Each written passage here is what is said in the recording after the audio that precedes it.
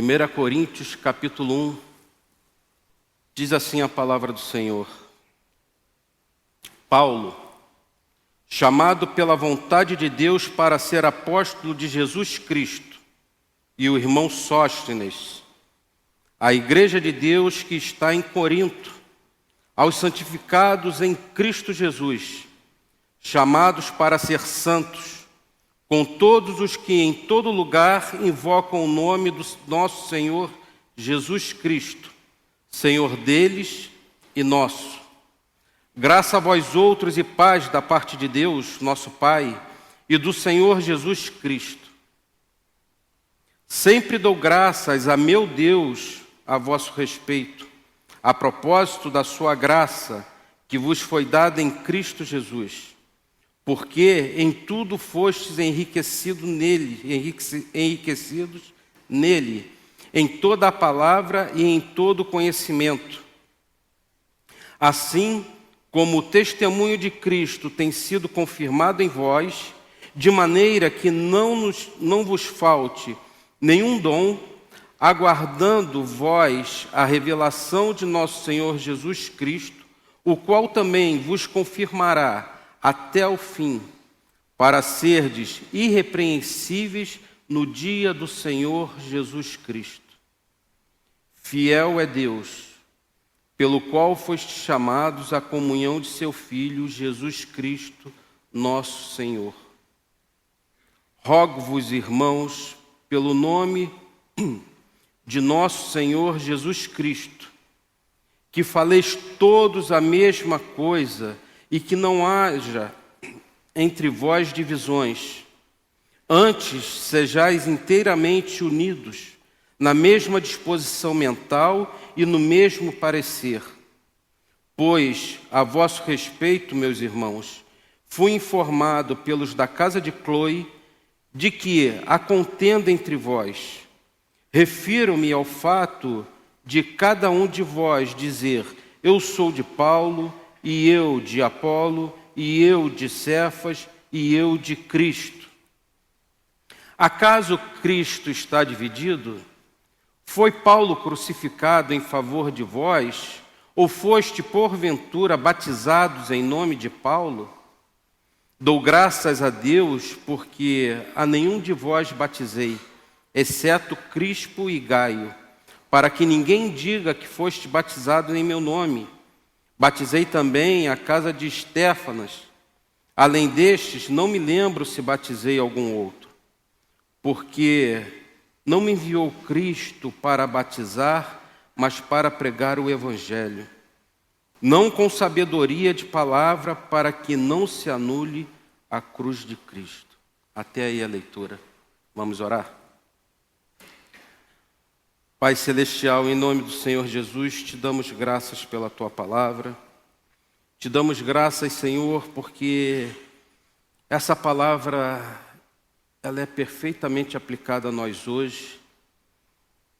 E que o Teu Santo Espírito seja comigo na ministração, me usando como um instrumento Teu, Senhor, para a edificação do Teu povo, para a glorificação do Teu nome. E que em tudo, Senhor, sejamos instruídos, transformados, santificados pelo poder do Teu Santo Espírito, mediante a Tua palavra, em Cristo Jesus. É o que te pedimos. Amém.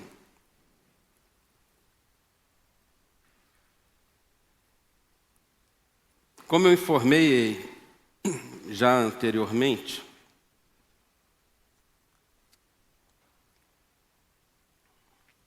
essa é uma igreja plantada pelo apóstolo Paulo em sua segunda viagem missionária. A gente encontra esse relato lá no livro de Atos, no capítulo 18. E em Atos 18, verso 1, diz que, depois disso, deixando Paulo Atenas, partiu para Corinto. E lá no verso 11, diz assim: e ali permaneceu 1 ano e 6 meses, ensinando entre eles a palavra de Deus. Então, uma igreja plantada pelo apóstolo Paulo, e ele permanece naquele local 1 ano e 6 meses, expondo somente a palavra de Deus, ensinando a palavra de Deus. Não é um tempo curto, considerando o tempo e todas as viagens e plantação de igrejas feitas pelo apóstolo Paulo. Paulo é tido pelos teólogos como o maior missionário, não pelo número de igrejas que plantou, mas da forma que plantou, onde plantou, na elaboração de toda a doutrina que nós temos hoje. Então Paulo olha para a cidade de Corinto e a vê como uma das maiores cidades gregas. Ela ficava próxima a Atenas, capital da Grécia, era o berço da intelectualidade em sua época. E aqui a gente já começa a fazer uma observação que muita gente fala e recusa o estudo de doutrinas. Uns chegam ao ponto de dizer, e eu já ouvi isso, olha, a letra mata e o espírito vivifica. E ainda bem que eu estudava, porque eu sei que esse texto não quer dizer nada disso. Então, na verdade, o Paulo está falando que o cristão ele não pode ter preguiça. A palavra de Deus ela tem que ser estudada, as doutrinas têm que ser aprendidas, para a gente poder rechaçar qualquer heresia, e que na igreja surgiram muitas. E hoje a gente vê elas repetidas, ainda com roupagens novas, mas a gente vê. Ainda esses dias eu vi um vídeo de um pastor num debate negando a divindade de Cristo. E se diz uma igreja cristã. Então essas coisas estão na internet. Então a gente precisa aprender para a gente poder rechaçar essas falsas doutrinas, essas heresias, e não trazer nem para dentro da igreja, e nem para comunicar com os irmãos, e nem para postar os recortezinhos em Instagram, Facebook, nas mídias, né, sociais. Então o apóstolo Paulo, ele vê aquela cidade que tinha um grande porto, tinha uma movimentação muito grande de pessoas do mundo inteiro. Paulo era um poliglota, Paulo falava vários idiomas, ele conseguia se comunicar bem em todos eles e conseguia transmitir a mensagem do Evangelho nesses idiomas. E se ali passavam várias pessoas de vários lugares, é claro que essa mensagem que ele pregava, essa mensagem ecoava em vários lugares. Mas também era uma cidade culturalmente viva, porque na Grécia era o berço da filosofia. E havia esses debates públicos. E era a oportunidade de Paulo, a gente já viu aqui, a gente não vai perder tempo voltando, que inclusive foi chamado de tagarela, né? Mas que ele faz a exposição sobre o Deus desconhecido, e ali ele prega o Evangelho em Atenas. Então, Paulo conseguia transitar em várias línguas.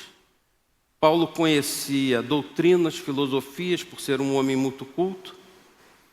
Então ele conseguia pregar o Evangelho de maneira limpa, entregar a mensagem, e ele diz, não com sabedoria própria dele, para que não anulasse a cruz de Cristo.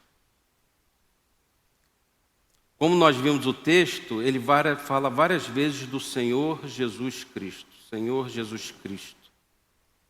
Porque a centralidade da mensagem é o Senhor Jesus Cristo.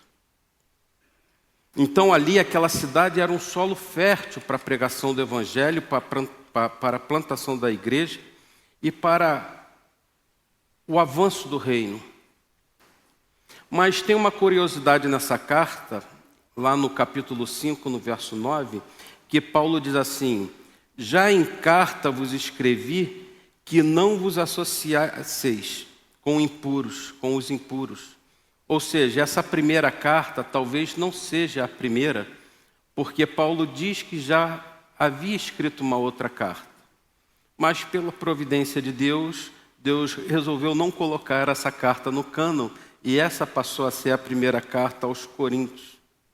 E Paulo escreve essa carta por duas razões.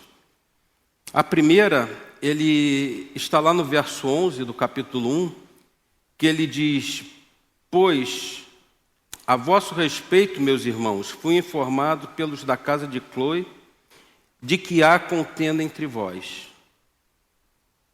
E depois, mais à frente, no capítulo 7, no verso 1, Paulo vai dizer assim: quanto ao que me escrevestes, ele começa a entregar respostas a dúvidas, às perguntas, porque era uma igreja que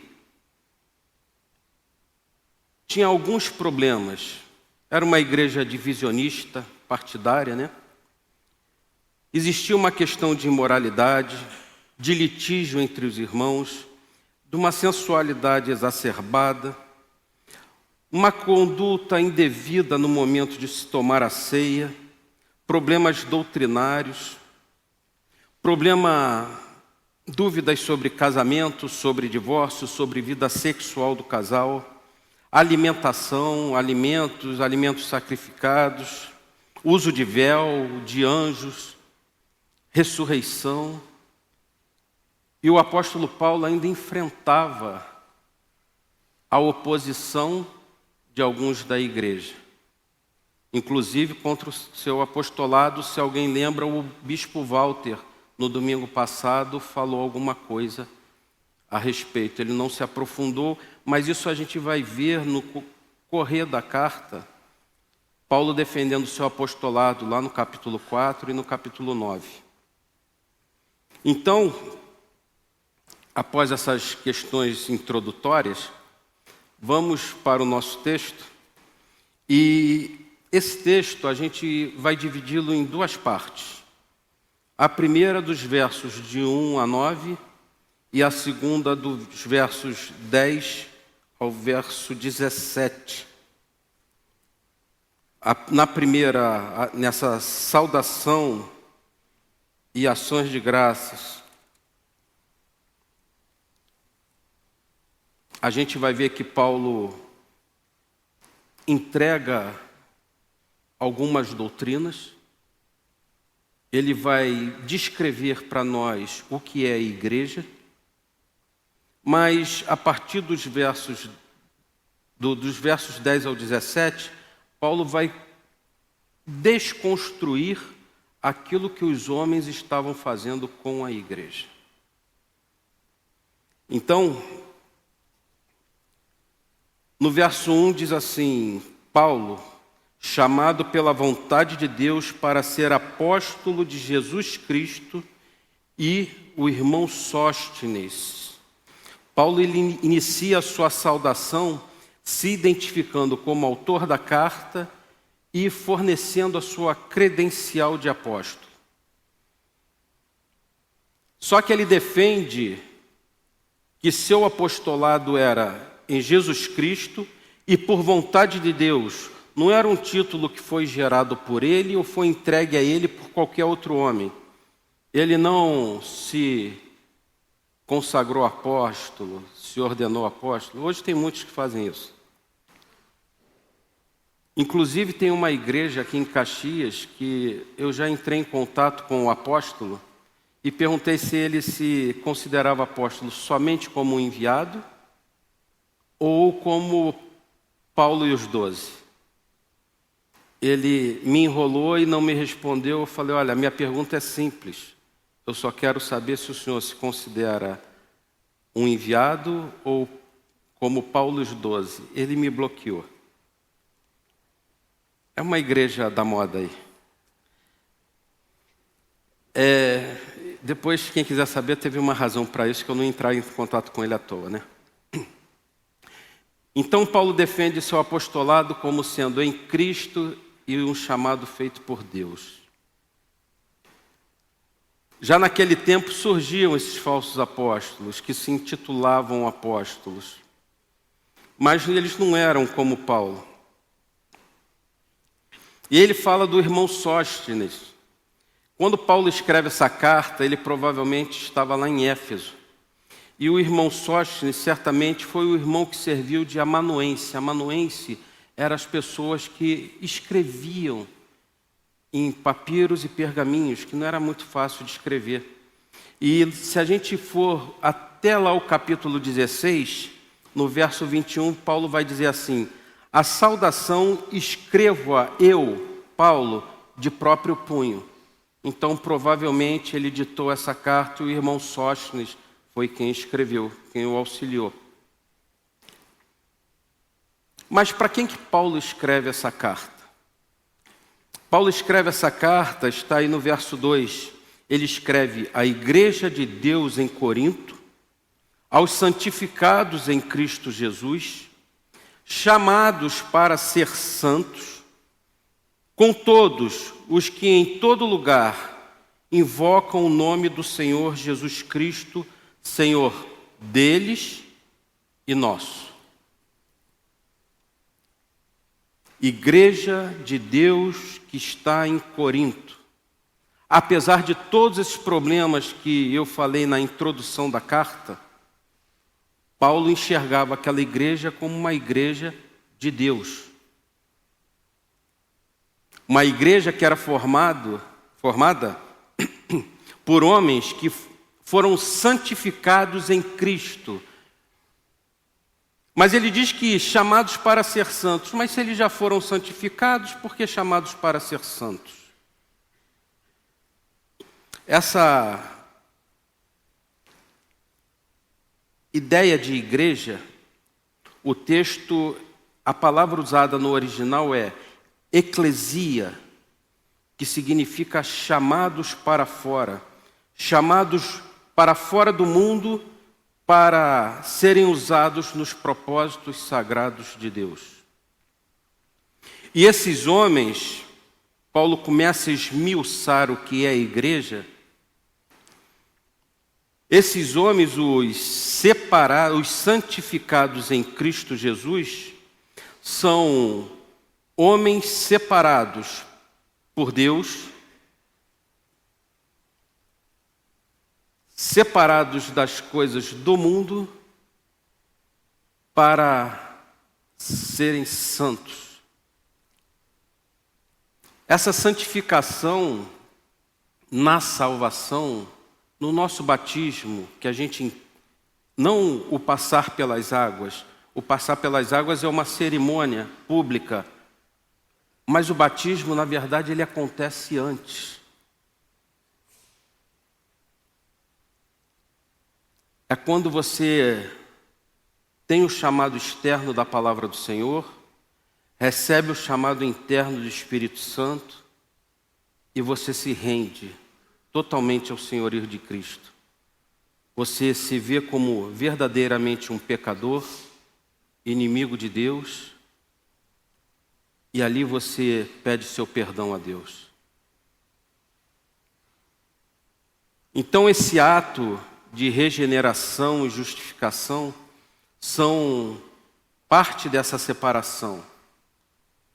Só que esse ato da salvação única e exclusiva de Deus não é no estalar de dedos que nos tornamos perfeitos.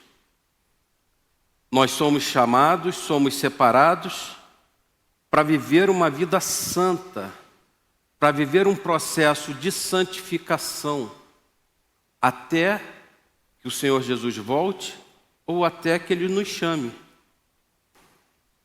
Então, essa santificação, que em teologia se dá o nome de santificação posicional, é uma posição. Você já foi retirado do reino das trevas, como nós cantamos, e já somos transportados para um reino de luz, para o reino de Cristo. Mas nós precisamos viver uma vida em santificação. E é isso que o texto está dizendo. Aos santificados em Cristo Jesus, chamados para ser santos. Só que não só eles, mas com todos os que em todo lugar invocam o nome do Senhor Jesus. Paulo está dizendo o seguinte: olha, a igreja de Corinto, ela só é parte de uma igreja que é algo muito maior. É algo que é universal. É algo que abrange todos os povos. Por isso que ele diz, Senhor deles e nosso. Porque onde há que haja igreja, essa igreja tem que confessar a Cristo como Senhor. Então, se confessam a Cristo como Senhor, é porque são chamados à santificação em Cristo para serem santos em Cristo.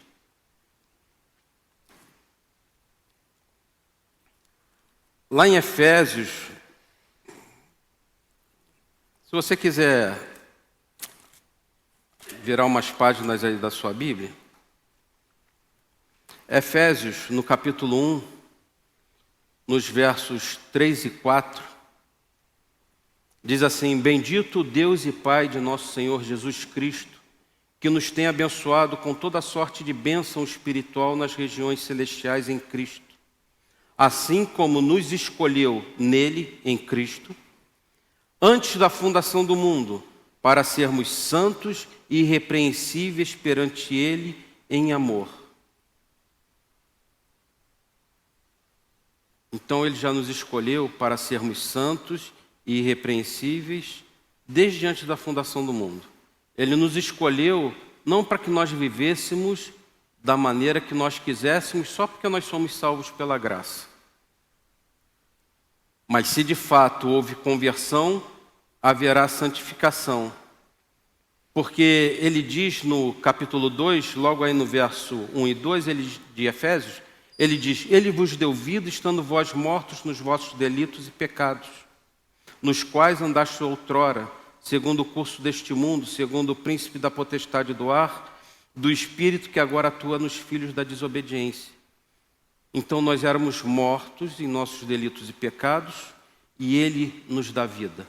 Ele nos chama para sermos santificados e santos no Senhor Jesus.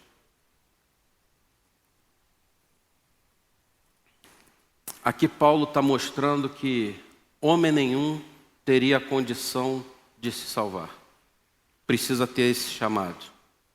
A formação da igreja é com esses homens.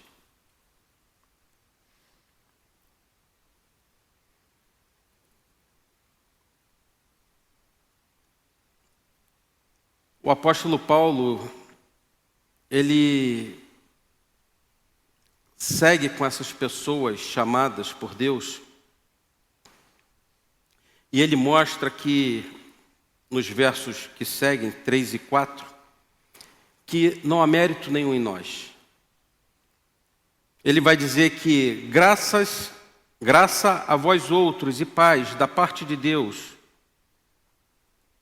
nosso Pai e do Senhor Jesus Cristo, sempre dou graças a meu Deus a vosso respeito, a propósito de sua graça que vos foi dada em Cristo Jesus. Veja que Paulo ele sempre faz referência a Deus, a meu Deus, como era uma cidade também muito idólatra, tinha vários deuses, Paulo gostava de especificar quem era o Deus dele. E isso deveria produzir naqueles irmãos esse entendimento de que eles também teriam que ter só um Deus, essa centralidade em Cristo. E ele vai dizer que essa graça, a propósito, ele dá graças a Deus, no final do verso 4, a propósito da sua graça que vos foi dada em Cristo Jesus. Então, essa graça que a gente chama de favor imerecido, essa graça que o homem pecador, depois que recebe a vida, tem essa graça que nós chamamos de uma graça irresistível, o homem não consegue resistir. quando é despertado da morte para a vida, Paulo diz que essa graça que é dada por Deus não é algo que é produzido pelo homem, ou que o homem recebe esse despertar por qualquer mérito seu. Só que ele diz que essa graça que nós temos em Cristo Jesus, então pela obra redentiva de Cristo na cruz, pelo seu sangue vertido na cruz, é que nós recebemos essa graça. Só que Jesus, lá em Mateus 26, no verso 28, na ceia, Jesus vai falar o seguinte: porque isto é o meu sangue, o sangue da nova aliança, derramado em favor de muitos, para a remissão de pecados. Essa graça é irresistível, é no sangue de Jesus que também foi cantado sobre essa remissão, de que nós somos redimidos nele. Só que isso não é para todo mundo. O Senhor Jesus esclarece, ele, o próprio Senhor Jesus esclarece que é para muitos, não é para todos. Então é algo que é limitado, não é ilimitado, não é universalista, apesar da igreja ser universal. Esse povo chamado por Deus, não por mérito humano, mas por graça, é um povo que, depois de chamado, depois de escolhido, ele recebe da parte de Deus, junto com essa graça, esse povo ele é enriquecido para viver essa santificação. E Paulo vai dizer aí nos versos 5 a 7, de que forma nós somos enriquecidos. Ele diz, porque em tudo fostes enriquecidos nele, em toda palavra, em todo conhecimento, assim como o testemunho de Cristo tem sido confirmado em vós, de maneira que não vos falte nenhum dom, aguardando vós a revelação de nosso Senhor Jesus Cristo. Nós, povo de Deus, assim como o povo lá de Corinto, da igreja de Corinto, nós somos enriquecidos nele por meio da palavra e dos dons. Paulo está apresentando uma coisa que nós chamamos hoje, a nossa igreja, a nossa doutrina de pentecostal reformado, porque nós vemos a conciliação da doutrina da graça com a manifestação dos dons ainda hoje, para produzir a edificação da sua igreja. Então Paulo diz que nós somos enriquecidos no conhecimento e nos dons. Mais uma vez, não é só a palavra, nem são só os dons espirituais, mas conhecimento, mais os dons. Não é um ou outro, é um e outro.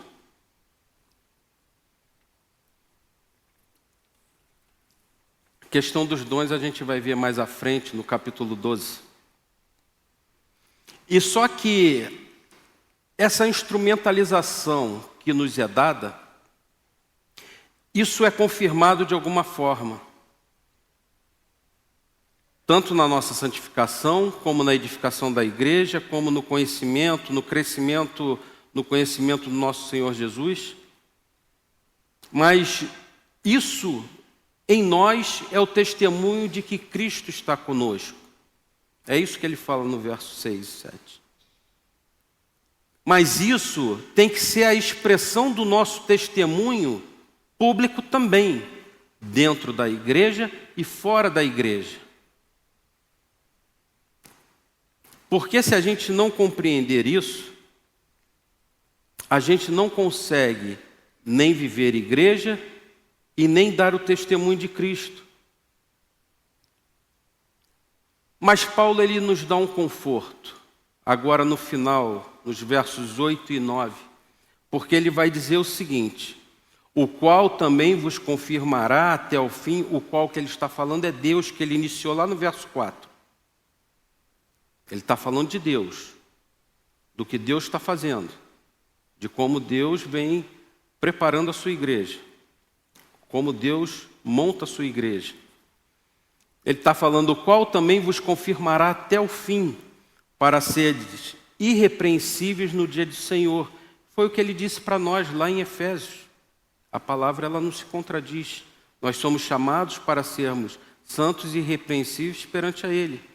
Então, Ele nos confirmará até o fim para sermos irrepreensíveis no dia do Senhor Jesus Cristo.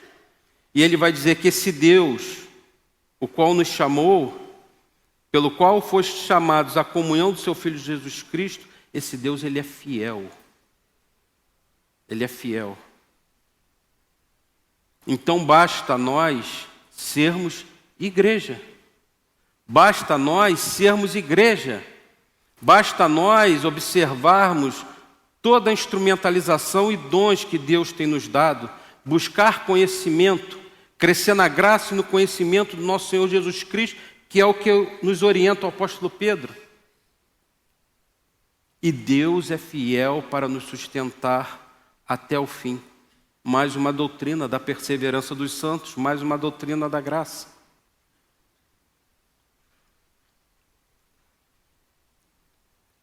Então, só para a gente fechar essa primeira parte dos versos 1 ao 9, uma recapitulação, o apóstolo Paulo está nos dizendo o seguinte: que a igreja é formada por homens totalmente depravados. Quando eu falo totalmente depravados, é caídos em pecados, é como nós lemos lá em Efésios, mortos em delitos e pecados.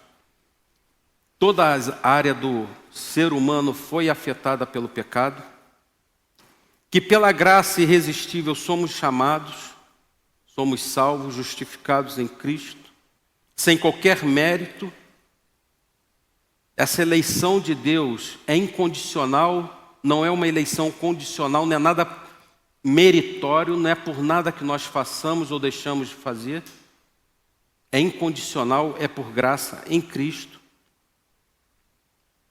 Que essa expiação que Cristo faz por sua obra redentiva, por esses chamados, ela é limitada, como o próprio Senhor Jesus afirmou que o seu sangue seria vertido em favor de muitos e não de todos. E que Deus vai nos sustentar e vai fazer com que esses chamados perseverem até o fim. A doutrina da perseverança dos santos. Então, irmãos, se porventura vocês ouvirem sobre doutrinas da graça, ela é uma doutrina bíblica e que glorifica a Deus. Ela coloca exatamente o homem onde o homem deve estar: pecador, miserável, morto em delitos e pecados. Quando é salvo pela graça, mediante a fé. E isso não vem de nós, é um dom de Deus. Pela obra que o Senhor Jesus realizou na cruz do Calvário. Não é obra nossa. Então não rejeite como muitos fazem. Não recusem o ensino, a palavra, e queiram buscar somente os dons. Porque não tem como você dissociar uma coisa da outra, você não tem como divorciar uma coisa da outra. Porque Jesus viveu ensinando, os apóstolos viveram ensinando, e nós vamos viver ensinando e aprendendo, discipulando uns aos outros, unidos, não divididos, como a gente vai ver a partir do verso 10. Quando Paulo diz: rogo-vos, irmãos, pelo nome do nosso Senhor Jesus Cristo, que faleis todos a mesma coisa, e que não haja entre vós divisões, antes sejais inteiramente unidos na mesma disposição mental e no mesmo parecer. Paulo olha o estado daquela igreja, de todas as informações que a casa de Cloio levou para ele, e vê uma igreja dividida. E Paulo faz esse rogo-vos. O texto no original, ele está dizendo que Paulo está convocando para uma exortação.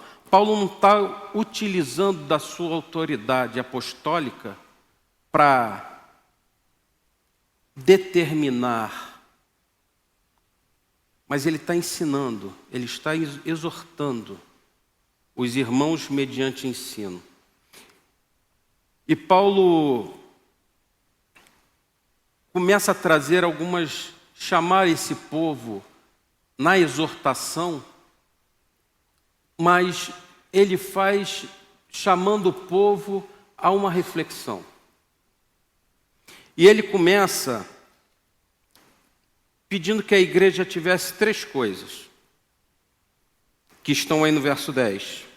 Que a igreja tivesse o mesmo discurso, a mesma mensagem, que não houvesse divisões e que houvesse união de pensamento, porque havendo unidade de pensamento, o discurso seria um só. Na verdade, nessas 3 coisas que Paulo pede, ele está pedindo a mesma coisa. Ele está pedindo só que eles fossem um. Ele estava pedindo só que eles vivessem em unidade. Vivessem a igreja como ele explicou que era a igreja anteriormente, em unidade.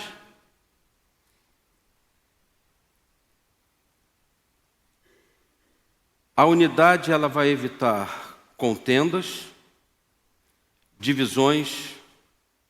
Ela não vai anular a mensagem central, que é a mensagem de Cristo.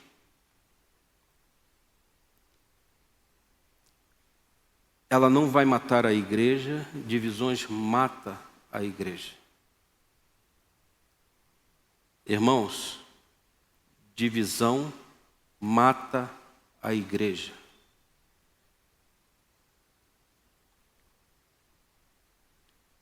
Eu não sei vocês, mas eu teria medo, temor, tremor de ser um divisionista do corpo de Cristo.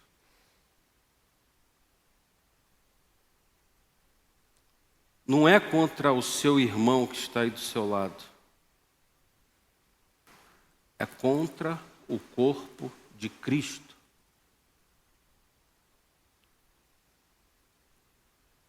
É contra aquele que verteu seu sangue na cruz. É contra aquele a quem nele você foi escolhido desde antes da fundação do mundo. Então, irmãos, cuidado. Paulo está nos exortando também hoje. Cuidado, para você não ser um divisionista dentro da sua igreja. Ou de qualquer outra igreja. Ser um divisionista do corpo de Cristo. Assim como a igreja de Corinto estava inserida num espectro universal do corpo de Cristo, assim somos nós na Vila São Luís. Nós estamos inseridos nesse corpo universal de Cristo.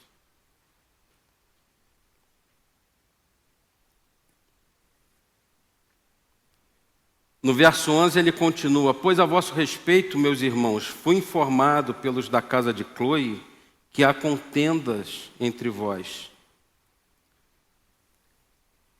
A casa de Cloe foi tida como uma testemunha fiel. E foi considerada por Paulo, a Paulo trazer essa correção para a igreja.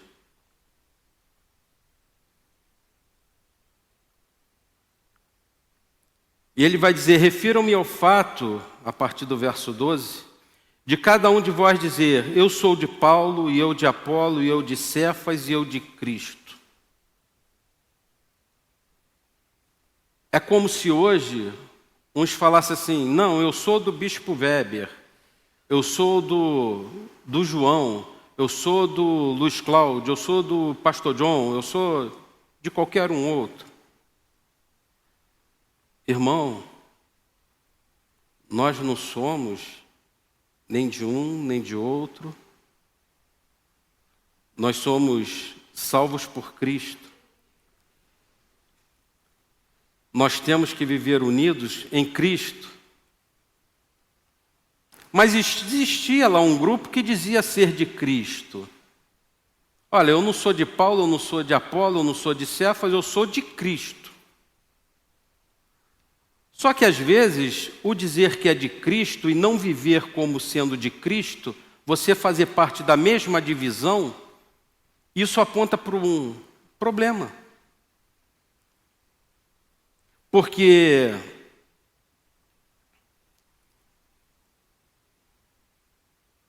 primeiro você está comparando Jesus aos líderes humanos. Então ele pode entrar nesse patamar de eu dizer se eu sou dele, se eu sou daquele, se eu sou daquele outro. É um equívoco. Mas também pode ser uma rejeição, como Paulo já sofria a rejeição no seu apostolado, pode ser uma rejeição a líderes humanos.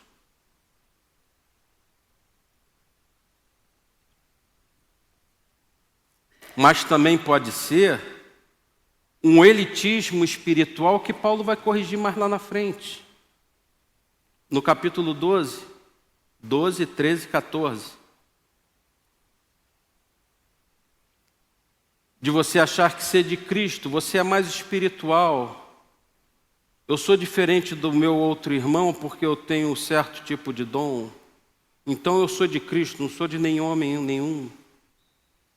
Mas na verdade esses se colocam em igualdade dos outros.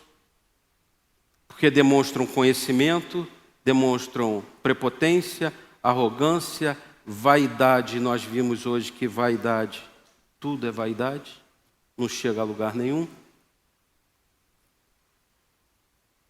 Então são coisas que nós precisamos corrigir em nós também, para nós vivermos como corpo de Cristo, unidos em um só pensamento, com uma só mentalidade. E aí Paulo vai fazer 3 perguntas aí no verso 13. Acaso Cristo está dividido? Foi Paulo crucificado em favor de vós, ou foste porventura batizados em nome de Paulo? Na verdade, Paulo está fazendo 3 perguntas retóricas, todo mundo sabe a resposta. Nós sabemos as respostas. Alguém pode dividir Cristo? Claro que não. É possível tomar o Senhor Jesus como parte igual a qualquer homem? Claro que não. Algum outro homem poderia ser crucificado em favor de outros homens? Claro que não. Do que valeria? Nem para nossa salvação, que dirá dos outros. Então, a quem nós compararemos a Cristo? Ninguém. Então, não cabe divisão. Ele é o Senhor da igreja. Ele é o Senhor nosso. Assim nós confessamos. Então, um pastor sério, como Paulo, como o nosso bispo Weber, que a gente acompanha já há tantos anos, são homens bíblicos que fazem discípulos de Cristo e não discípulos de si mesmo. Só que, irmãos, entre nós podemos fazer discípulos de nós mesmos e assim também dividirmos a igreja. Sem uma liderança oficializada. às vezes por simpatia, por amizade, e corremos o risco de dividir a igreja. Razões diferentes da época da igreja de Corinto, razões diferentes para os dias de hoje. Mas temos que estar atentos, por isso Paulo pede essa unidade de mentalidade, de pensamento, para estarmos centrados em Cristo, nos discipularmos uns aos outros em Cristo, para não fazermos discípulos de nós mesmos e acabarmos dividindo a igreja.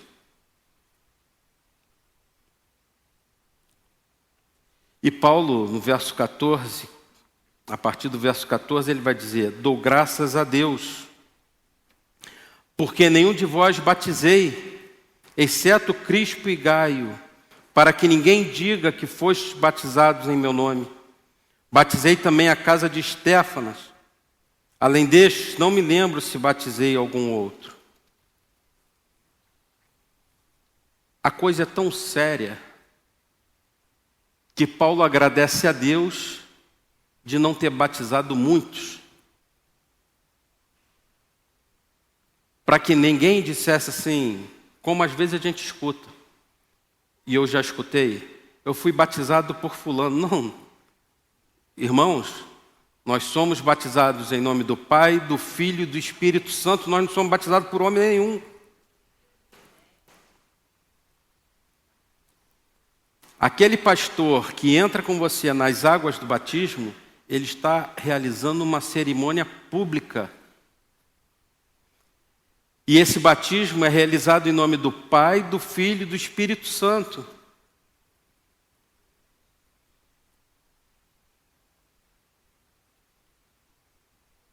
E por isso Paulo agradece de não ter batizado a muitos, para que não houvesse aquela identificação com ele na salvação.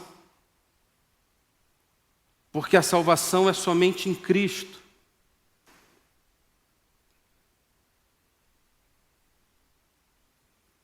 De novo, irmãos, divisões anulam a cruz de Cristo. Divisões matam a igreja. Divisões depõem contra aqueles que se dizem convertidos e unidos a Cristo. Por isso, aí no verso 17, Paulo vai dizer: porque não me enviou Cristo para batizar, mas para pregar o Evangelho. E ele ainda vai dizer mais uma coisa, que apesar de ser um homem culto como ele era, ele vai dizer: olha, não com sabedoria de palavras, para que não se anule a cruz de Cristo. Não por retórica, pelo bem falar, como tinham os filósofos da época, com quem ele debatia e convencia muita gente do povo. Mas quem é salvo por uma mensagem muito simples. A mensagem é que Deus é um Criador. Existe um Deus Criador. Existe um homem pecador. Existe um Deus que salva esse homem pecador e o conduz em santificação até a glorificação. Isso é o Evangelho. Essa simples mensagem de que o Senhor Jesus morreu na cruz pelos meus e pelos vossos pecados.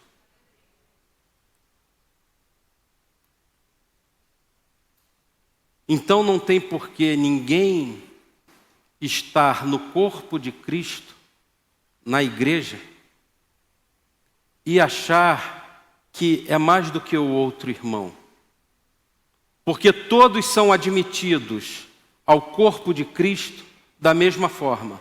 Pecador, salvo pela graça, pela obra de Cristo. não por mérito, para que ninguém se glorie. Então somos salvos pela graça. Todos aqui dentro somos iguais.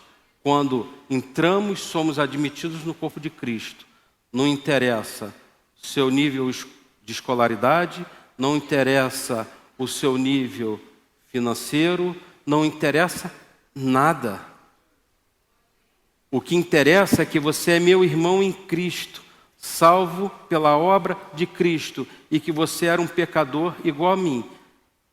De repente com pecados diferentes, mas tão inimigo de Deus quanto eu.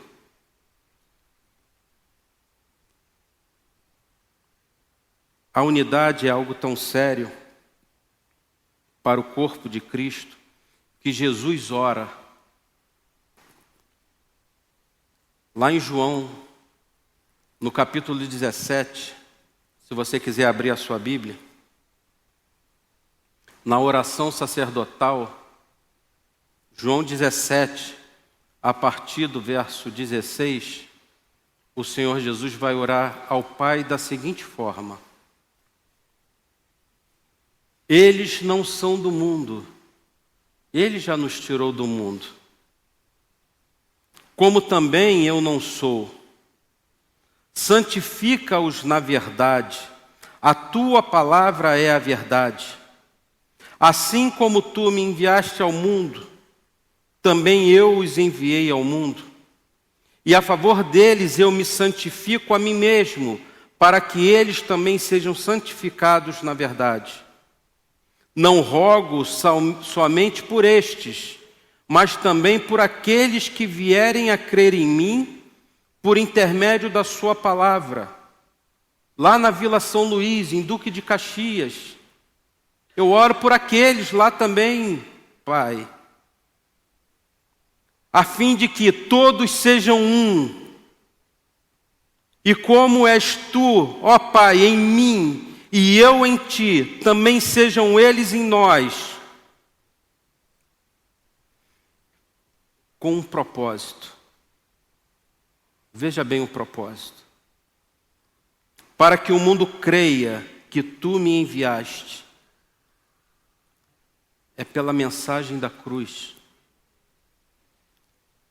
Eu lhes tenho transmitido a glória que tens me dado, para que sejam um, como nós o somos, e eu neles e tu em mim, a fim de que sejam aperfeiçoados na unidade, para que o mundo conheça que tu me enviaste e os amaste, como também amaste a mim.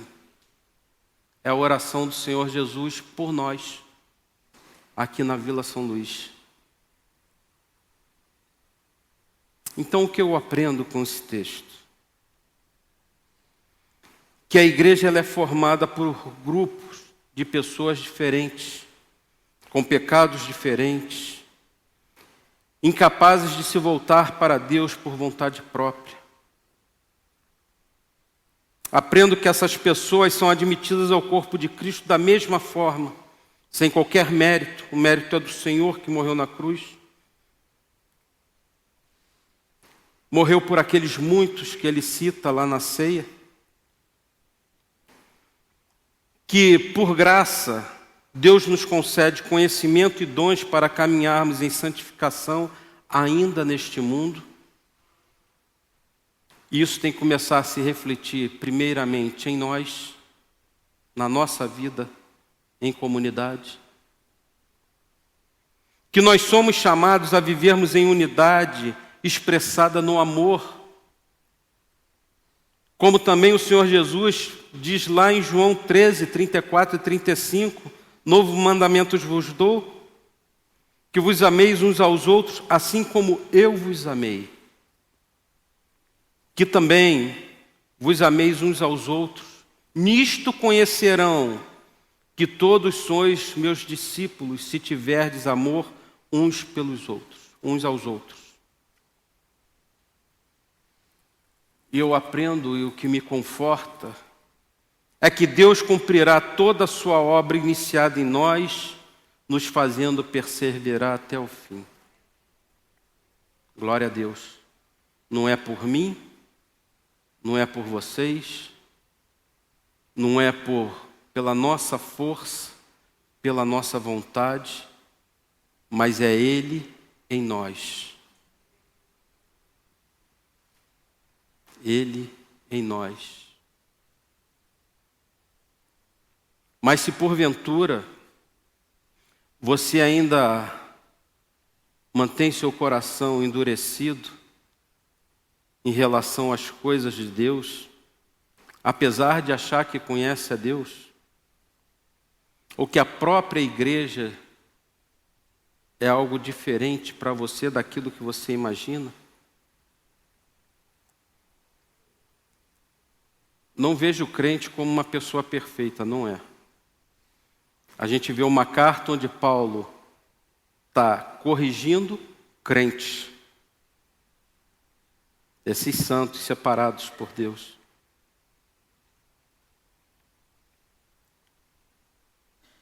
Mas nós não sabemos quem são esses muitos por quem o Senhor Jesus derramou o seu sangue.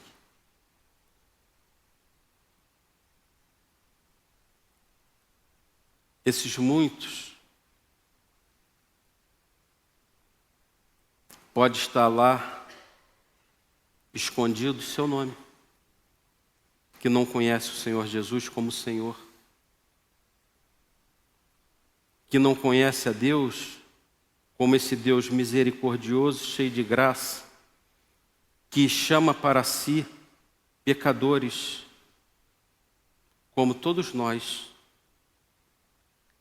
a vivermos uma vida santa, irrepreensível.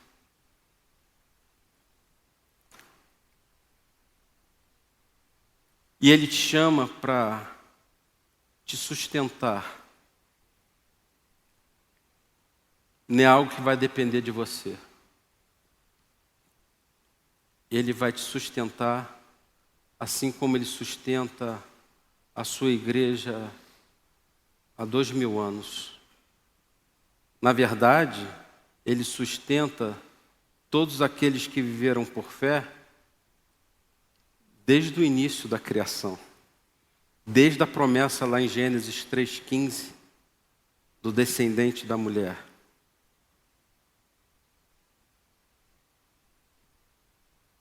Então ouça a voz do Senhor, deixe o Espírito quebrar esse coração duro, deixa Deus agir na sua vida, deixa Ele te despertar desse sono da morte, o qual a gente não reage e fica como um cego tateando no escuro, tentando decifrar quem é Deus. Deus é maravilhoso e só Ele se revela a nós. Então, irmãos, que o Espírito Santo continue nos conduzindo em conhecimento, nos concedendo dons, para que a gente aprenda a viver em comunhão, em unidade, em amor, para a glória dEle. Amém? Vamos ficar de pé?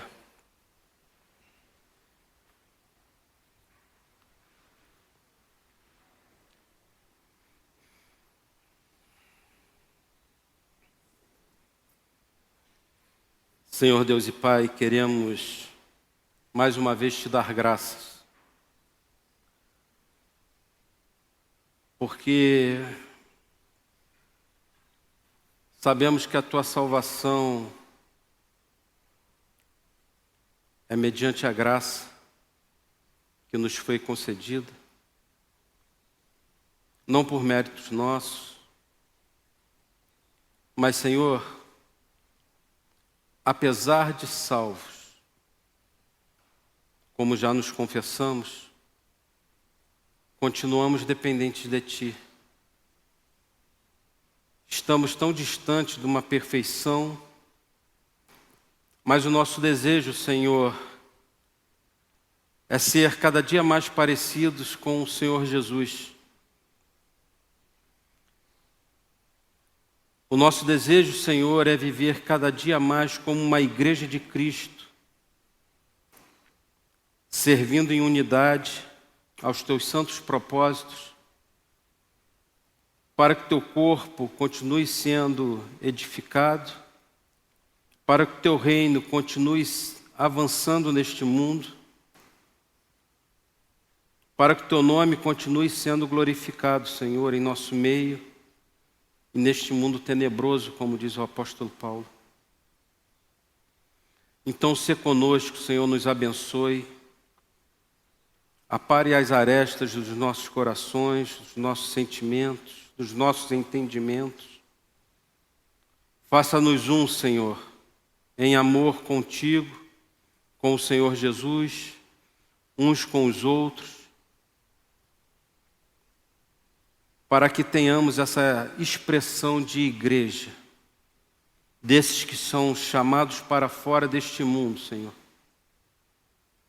para proclamar o teu santo evangelho, não com sabedoria de palavras, mas para que fique evidente a centralidade da cruz de Cristo em nossa mensagem, em nosso viver, Senhor. Ensina-nos a viver como igreja. É o que te pedimos em nome de Jesus. Te pedimos também, Senhor, que o Senhor nos leve em segurança para os nossos lares, que o Senhor nos dê uma semana abençoada e na sua presença, trazendo à memória, Senhor, todas as mensagens desse dia de domingo, para que a gente observe a vaidade em nossas vidas, o quão a nossa vida é sem sentido, sem a tua presença, e o quanto nós devemos viver com a sua presença em unidade. Assim te damos graça, Senhor, em nome de Jesus. Amém.